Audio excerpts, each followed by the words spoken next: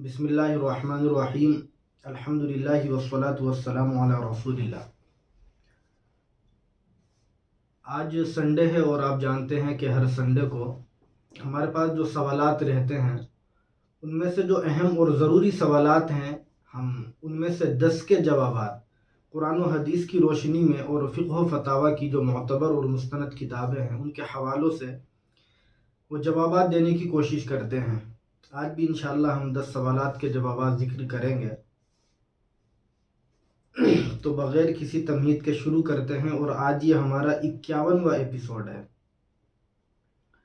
پہلا سوال ہاپوڑ سے اقدس صاحب کا یہ ہے کہ ہمارے علاقے میں کچھ لوگ یہ کہتے ہیں کہ منگل کے دن چارپائی بننا منع ہے، تو کیا اسلام میں واقعتاً منگل کے دن چارپائی بننا منع ہے؟ شریعت اس سلسلے میں کیا کہتی ہے؟ آپ اس کی وضاحت کریں۔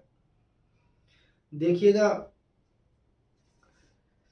اس طرح کی جتنی بھی باتیں عوام کے درمیان میں مشہور ہے وہ سب اغلاط العوام سے تعلق رکھتی ہے۔ حضرت تھانوی رحمۃ اللہ علیہ نے باضابطہ اس پر ایک کتاب لکھی، اغلاط العوام۔ عام لوگوں کے درمیان میں جو باتیں غلط مشہور ہیں، جو مسائل غلط تذکروں میں رہتے ہیں، ان میں سے بہت سارے مسائل کو حضرت نے اس کتاب میں جمع کیا ہے۔ تو یہ مسئلہ بھی انہی غلط مسئلوں میں سے ایک ہے۔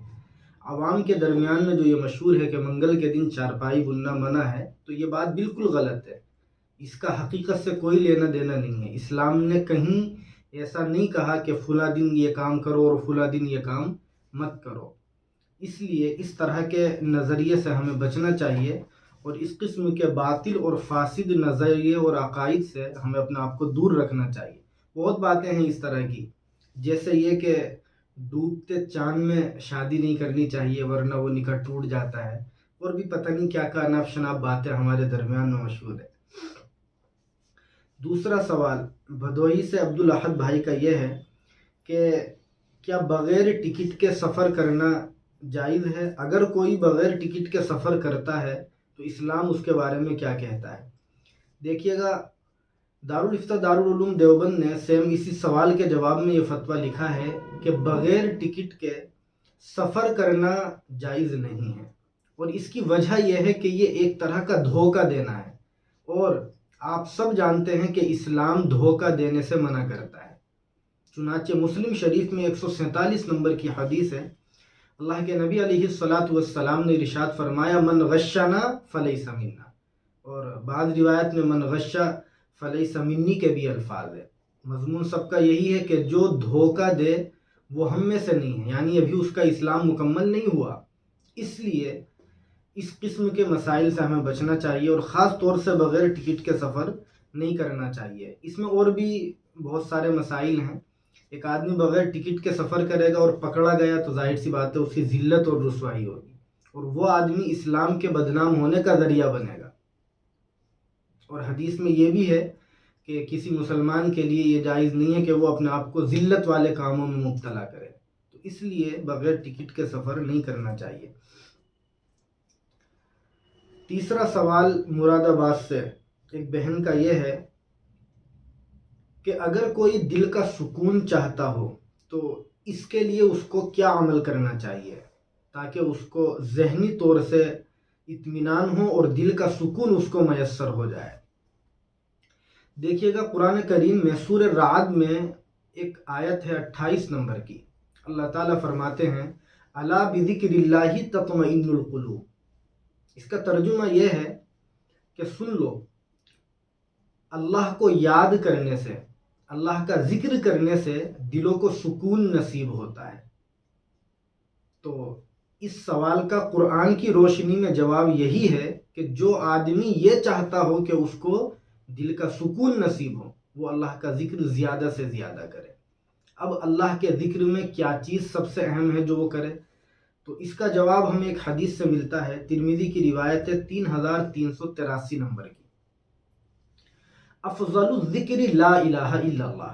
اللہ کے نبی علیہ السلام فرماتے ہیں کہ سب سے افضل ذکر جو ہے، سب سے زیادہ جو فضیلت والا ذکر ہے اللہ کی نظروں میں، وہ لا الہ الا اللہ ہے۔ تو لا الہ الا اللہ زیادہ سے زیادہ پڑھے وہ انسان جو دل کا سکون چاہتا ہو۔ اس کے علاوہ اس طرح کی باتیں اکابر نے اپنی کتابوں میں لکھی ہے۔ چنانچہ دارالفتہ دارالعلوم دیوبند میں بھی ایک سوال کے جواب میں یہ لکھا گیا ہے کہ جو آدمی یہ چاہتا ہو کہ اس کو دل کا سکون نصیب ہو تو وہ زیادہ سے زیادہ اذکار کرے۔ تو خلاصہ یہی ہے کہ کم سے کم روزانہ 100 مرتبہ وہ لا الہ الا اللہ پڑھ لے، 100 مرتبہ درود شریف پڑھ لے، اور 100 مرتبہ استغفار کر لے، ایک تسبیح استغفار کی بھی پڑھ لیا کرے۔ تو ان چیزوں کے کرنے سے انشاءاللہ ہمیں دل کا سکون نصیب ہوگا، اور قلبی طور سے، ذہنی طور سے ہم اپنے آپ کو بہت اچھا مطمئن محسوس کریں گے۔ چوتھا سوال دلی سے عظما کا یہ ہے کہ بندر کا جھوٹا پاک ہے یا ناپاک ہے؟ تو اس سوال کے جواب میں دیکھیے گا، دارالفتہ دارالعلوم دیوبند نے یہ لکھا ہے، اور ایک فقہ کی بڑی مشہور کتاب ہے عربی کی الجوہرۃ النیرہ، اس میں جلد 1 صفحہ 46 پر لکھا ہے سور القردی نجس، آگے لکھا ہے کہ لِأَنَّهُ سَبْعٌ، کہ بندر کا جھوٹا ناپاک ہے، اور اس کی وجہ یہ لکھی ہے کہ یہ درندوں میں سے ہے، اور درندوں کا جھوٹا ناپاک ہوتا ہے۔ اس لیے بندر اگر کسی برتن میں منہ وغیرہ ڈال دے، پانی پی لے، تو اس پانی کے پینے سے ہمیں بچنا چاہیے۔ پانچواں سوال بجنور سے فیروز بھائی کا یہ ہے کہ کیا عقیقے کے دن سر کے بال منڈوانا لازم اور ضروری ہے، یا اس کے بغیر بھی عقیقہ درست ہو جائے گا؟ دیکھیے گا، اس سوال کے جواب میں ہمارے اکابر فقہا نے یہ لکھا ہے کہ اگر بچپن میں بچے کا عقیقہ کیا جائے تو مستحب عمل یہ ہے کہ بچے کے سر کے بال مونڈ کر اس کے وزن کے اندازے سے سونا یا چاندی یا اس کی قیمت کو صدقہ کر دیا جائے۔ اور اس کی وجہ یہ لکھی ہے کہ ترمذی میں ایک روایت ہے 278 نمبر پر، حضرت علی رضی اللہ تعالی عنہ فرماتے ہیں کہ اقر رسول اللہ صلی اللہ علیہ وسلم عن الحسن بشات، کہ اللہ کے نبی علیہ السلام نے حضرت حسن رضی اللہ تعالی عنہ کی طرف سے ایک بکری کو ذبح کیا عقیقے میں، اور آپ نے حضرت فاطمہ سے فرمایا تحلقی رأسہ وتصدقی بزینت شعری، کہ اے فاطمہ تم اس کے سر کو منڈوا دو اور اس کے بالوں کے وزن کے اعتبار سے صدقہ کرو۔ چنانچہ جب اس وقت ان کے بالوں کو تولا گیا تو حدیث میں ہے فَكَانَ وَزَنُهُ دِرْهَمًا أَوْ بَعْضَ دِرْهَمٍ، کہ ان کا وزن 1 درہم تھا یا 1 درہم سے بھی کچھ کم تھا۔ تو اس روایت کی روشنی میں فقہا نے لکھا ہے کہ مستحب یہ ہے کہ جس دن بچے کا عقیقہ ہو اس دن بچے کے سر کے بال مونڈ کر اس کے وزن کے اندازے سے سونا یا چاندی یا اس کی قیمت کو اللہ کے راستے میں غربا وغیرہ میں صدقہ کر دیا جائے، اگر بچپن میں عقیقہ کیا جا رہا ہے۔ چھٹا سوال ان کا ہی یہ ہے کہ جس بچے کا عقیقہ ہو اس کے بال جانور کو ذبح کرنے سے پہلے مونڈنے چاہیے یا جانور کو ذبح کرنے کے بعد؟ بڑا باریک سا سوال ہے۔ اس سوال کے جواب میں فتاوی دارالعلوم دیوبند میں جلد 10 صفحہ 620 پر یہ جواب لکھا ہے کہ جس بچے کا عقیقہ ہو تو اس بچے کا جو جانور ہمیں ذبح کرنا ہے تو اس جانور کے ذبح کے ساتھ ساتھ بچے کے بال مونڈنا لازم اور ضروری نہیں ہے، بلکہ ذبح کرنے سے پہلے بھی مونڈ سکتے ہیں اور بعد میں بھی مونڈ سکتے ہیں، یعنی جیسی سہولت ہو ویسے بالوں کو منڈوایا جا سکتا ہے۔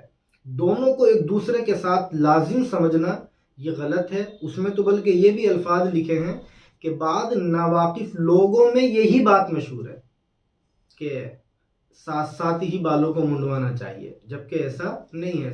سہولت کے اعتبار سے پہلے بھی منڈوا سکتے ہیں اور بعد میں بھی منڈوا سکتے ہیں۔ ان کا ہی اگلا سوال یہ ہے کہ بچے کی ختنہ کب کروانی چاہیے، اسلام اس سلسلے میں کیا کہتا ہے؟ کچھ لوگ یہ کہتے ہیں کہ 7ویں ہی دن کروانا ضروری ہے۔ دیکھیے گا، فقہ کی مشہور کتاب الموسوعۃ الفقہیہ، اس میں جلد 19 صفحہ 29 پر یہ لکھا ہے وَالْأَشْبَهُ عِنْدَ الْحَنَفِيَّةِ أَنَّ الْعِبْرَةَ بِطَاقَةِ الصَّبِيِّ، کہ ختنے کا جو دار و مدار ہے وہ بچے کی صحت کے اوپر ہے، یعنی بچے کی ختنہ کے لیے اسلام نے کوئی وقت متعین نہیں کیا ہے کہ فلاں دن ہی اس کو کرنا ضروری ہے، بلکہ بچے کی صحت پر اس کا دار و مدار ہے۔ صحت بہتر ہو تو جلدی کروا دی جائے، طبیعت خراب ہو تو بعد میں بھی کروائی جا سکتی ہے، اس کی گنجائش ہے۔ البتہ فقہا نے یہ لکھا ہے کہ جتنی کم عمر میں بچے کی ختنہ کروا دی جائے اتنا ہی زیادہ بہتر ہے۔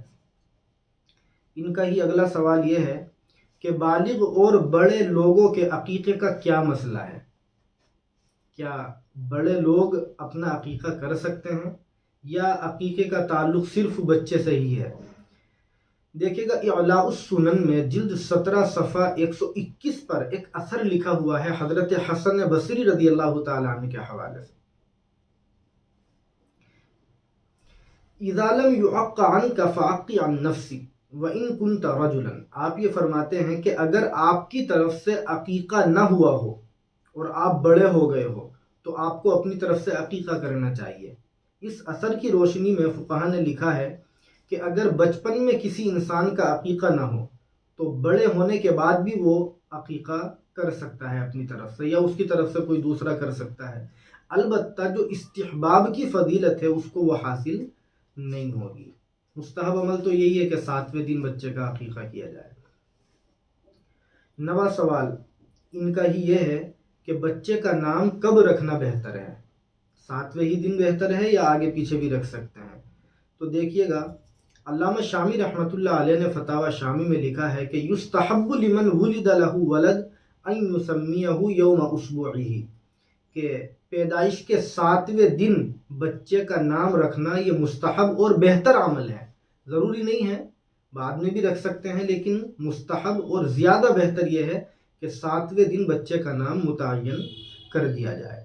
10واں اور آخری سوال یہ ہے کہ اگر کسی بڑے انسان کا عقیقہ ہو تو کیا اس کے بال منڈوانا لازم اور ضروری ہے؟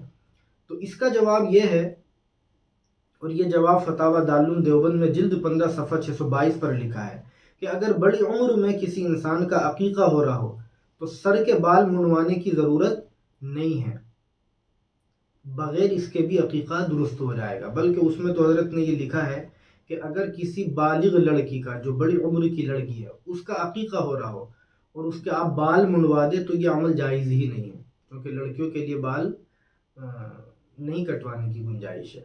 بہرحال یہ 10 اہم اور ضروری سوالات ہیں جن کے جوابات دینے کی کوشش کی گئی ہے۔ دعا کرے کہ اللہ ہم سب کو دین کی خدمت کے لیے قبول فرمائے اور اللہ ہم سب کو دین کی صحیح سمجھ نصیب فرمائے۔ السلام علیکم ورحمۃ اللہ وبرکاتہ۔